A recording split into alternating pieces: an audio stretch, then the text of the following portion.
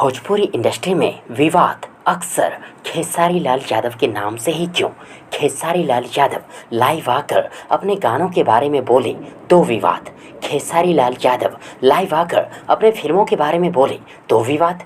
खेसारी लाल यादव अपने सभी फैंस से बात करने लाइव आए तो विवाद।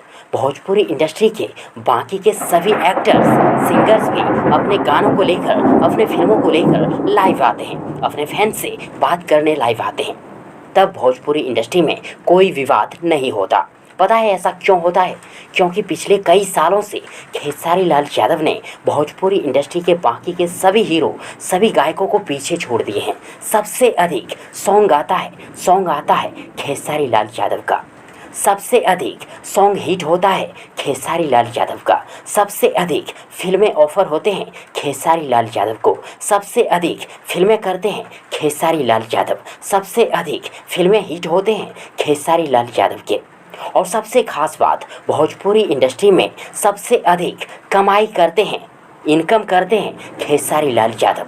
और यही सब वजह है, यही सब कारण है जो खेसारी लाल यादव अधिकतर भोजपुरी हीरो सिंगर के आंखों में सुई की तरह, कांटे की तरह चुभने लगे हैं। और यदि कभी कभार खेसारी लाल यादव जी लाइव में बोल देते हैं कि खेसारी को टक्कर देना है तो खेसारी से अधिक मेहनत करो, जो बात बिल्कुल सही है। सामने वाले को टक्कर देने के लिए सामने वाले से अधिक नहीं तो उनके जितना मेहनत भी करनी पड़ती है, लेकिन नहीं, मेहनत नहीं करनी है, विवाद करना है।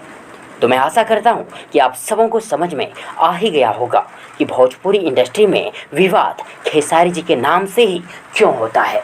फ्रेंड्स, यदि आप सबों को ये जानकारी पसंद आई हो तो प्लीज़ वीडियो को लाइक करें, वीडियो को अपने दोस्तों के साथ शेयर जरूर करें। और हाँ, चैनल को सब्सक्राइब करना और साथ ही चैनल के बेल आइकन को प्रेस करना ना भूलें। थैंक्स, मिलते हैं एक और नई वीडियो लेकर, तब तक के लिए good wishes for good luck.